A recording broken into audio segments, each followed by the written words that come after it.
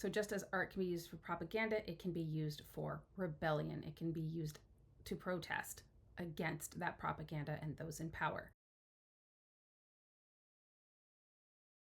So this is a very different video than I was planning on making this week, but I think this is a video that needs to be made this week. I want to talk about creativity and art as protest and why it's so important. As we know, art and creativity can be used as propaganda, but it can also be used as rebellion. It can be used by the people who are not in power to protest. And it is proof that creativity, that art isn't just frivolous. It isn't just a hobby. It is something that truly speaks to the human mind, the human soul, and that we use to express ourselves when we dissent, when we do not agree, when we are scared, when we feel that we are not being heard and that we have to use images most of the time to get our voices heard, to counteract what is happening around us and a lot of the times to us. So I actually just wanted to share a few resources, some books that I have in my sort of back pocket. This is actually a subject that I used to teach. I used to be a college professor, and I used to teach not only art and creativity and sort of the history of those things, but I did also teach censorship, and I did teach art as protest. And all of these things are interlocked. They're all intertwined. They all go together. You cannot have one without the other. Expressing ourselves through creativity and through art is a common thread through all of human history and all human cultures, whether that is to express joy, whether it is to express fear, whether it is to speak up and out against those who are oppressing us, those who are in power, those who are in control in a way that we may not be.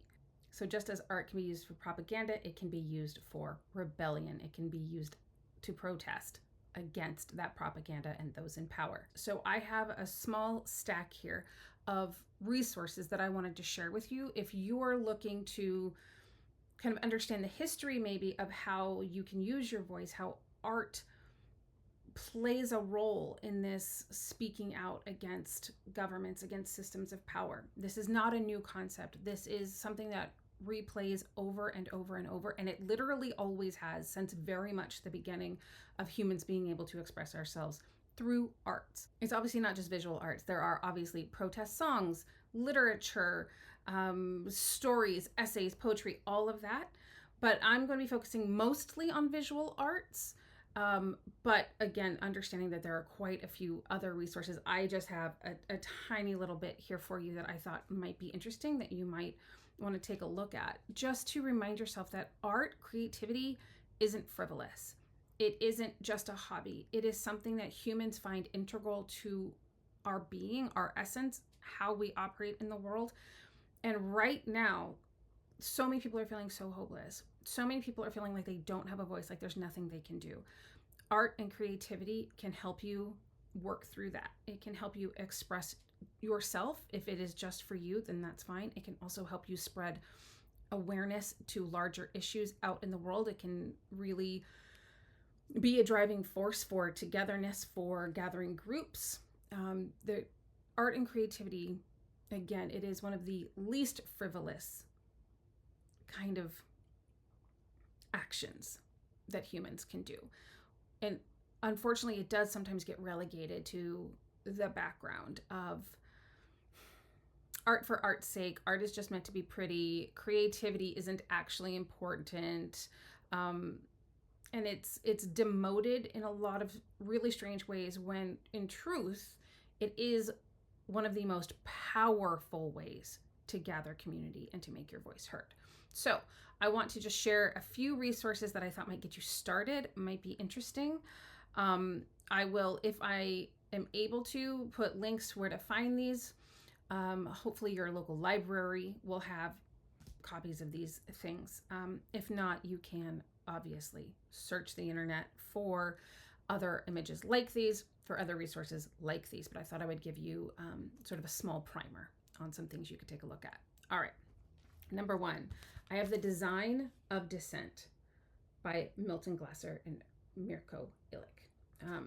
Now, Tony Kushner, most of you hopefully know, he was very large in terms of a counter voice during the AIDS movement. So the images in here tackle everything from anti-immigration to capitalism to corporate monopolization of our everyday lives. It goes, we've got, right? I mean, in this book, this was published, so this is published in 2005, so solidly 20 years ago now. And it is a representation of, these are from the Guerrilla Girls, not just sexual politics, gender politics, actual politics as in governmental. It focuses quite a bit on poster art, but also things like t-shirts, bumper stickers, murals.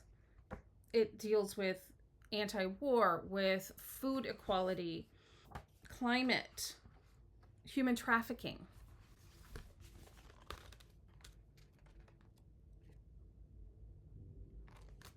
A lot of anti-Bush protest art in here for the simple fact that that's the time period when it was created. This is fascinating, and it doesn't just focus on American descent art, it focuses on international descent art. So there's lots of lessons we can learn from folks who've gone through things that we may be experiencing now. That is the design of dissent. All right, this next book is by Nicholas Lampert. Now, many of you know the People's History of the United States, right? Got a copy of that if you want to check that out. This is the People's Art History of the United States. Different author, Nicholas Lampert, but building on the idea of the Howard Zinn People's Voices. This was published in 2013, and it's a People's Art History of the United States, 250 years of activist art and artists working in social justice movements.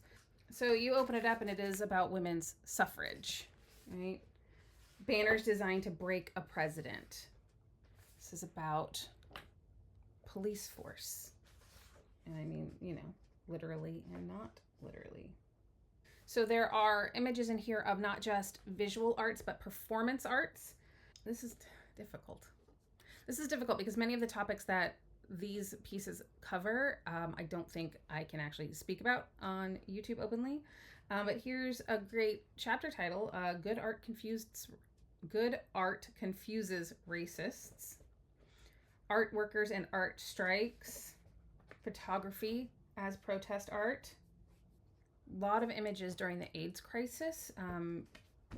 So those of you that weren't around during the AIDS crisis, it was one of those things where it was an unspoken epidemic, and that the not speaking about it was such a crime. The president refused to even say the word. Didn't even say the word. Thousands of people were dying, and he refused to even just say the word. So there's a lot about the AIDS movement in here because we needed the voice out there, right? Images had to get out. Basically was people screaming in the community to be heard, to be seen, asking for help. There's a concept in here of the walking mural. So not all of the art is going to be simply a protest poster or a protest sign. There are lots of different ways to use your art as your voice.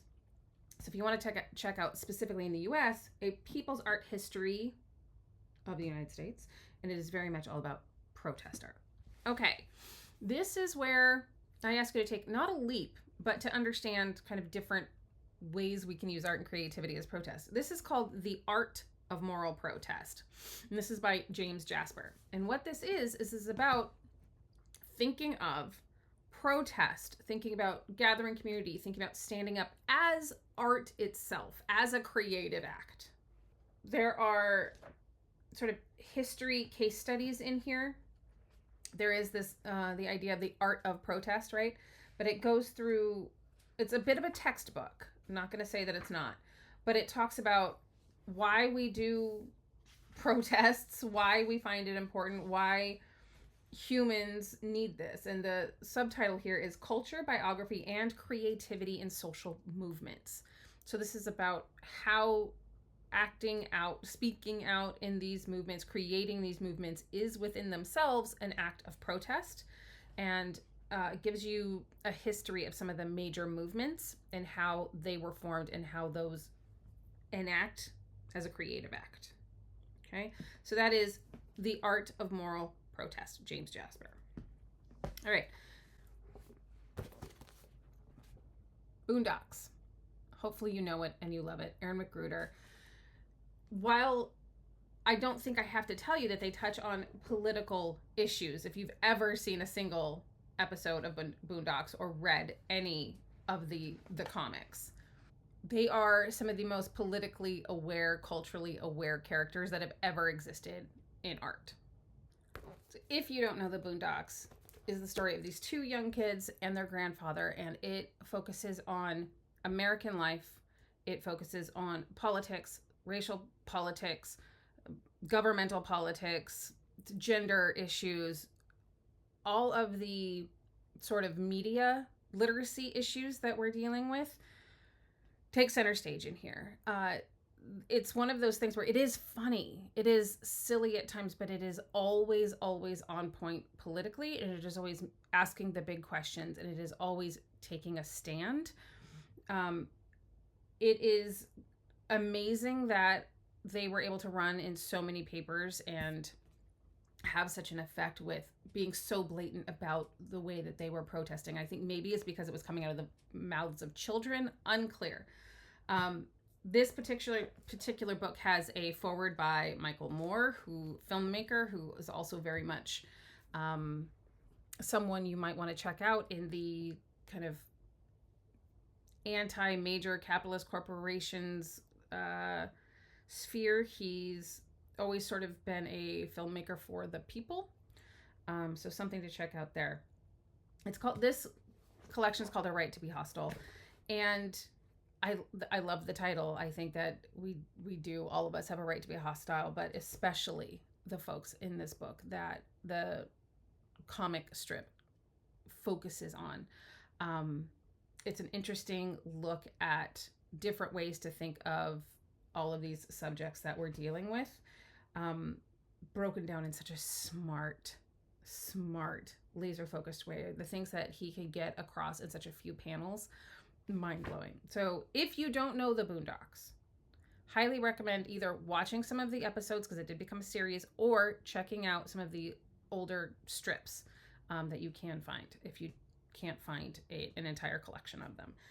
But Aaron McGruder, one of the best dissension voices that we've had in the public sphere in a long time.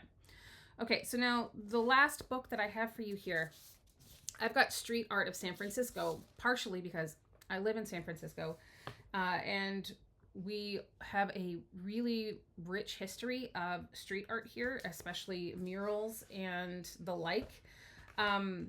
It is very much something that our city appreciates and does.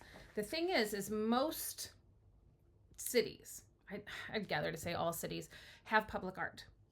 The ones that do will always also have art that's not officially publicly sanctioned and is there as acts of protest. Where San Francisco, I think, might be special or lucky or different is that a lot of the times our public art is sanctioned by the city and it is still protest art, very vocally so. So I'm using this as shorthand to encourage you to go find public art, to go find documentation potentially about protest murals and public art in your own city. If that is something that you know exists, go seek it out in person. Go check it out. This is such an amazing resource. This really does focus on the Mission neighborhood here and the murals. But again, it's something that our city supports.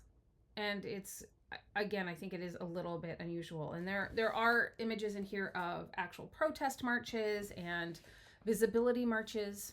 And I, again, just want to encourage you to go find some resources in your own city that talk about public art, murals, protest art out in the world. Ideally, there is some documentation. This is edited by Anise Jacoby for Persida Eyes Murals. Proceed Eyes is a coalition. Really, they teach young folks how to make murals and how to create them and how to put them out there in the world. So, fantastic organization. But again, I'm using this just sort of as shorthand for you to go see what documentation you have in your own city. Now, I know this was a little haphazard, maybe not the most eloquent video, but again, I really feel that it's important that you think about art and creativity not simply as a disassociation hobby when you've had a long day at work, but as a integral part of life and as something very important and as something that needs to be highlighted right now. And as I'm on this sort of year-long journey that I'm documenting of tapping into my own personal creativity, I think a lot of this is a reminder to me that there were reasons that these were the topics that I taught that I felt were important to let young folks coming up in the world know about. That art doesn't just have to match the couch in the living room. Art is a voice. Protest art is a voice. Protest actions, visual arts, filmmaking, poetry, whatever outlet you want to engage in, this form of rebellion is accessible to you. And I want to just again give you a primer, a starting point for investigating how other people may have done this in the past, and hopefully let it inspire you. I'll be back with sort of regularly scheduled content next week, but I wanted to share this.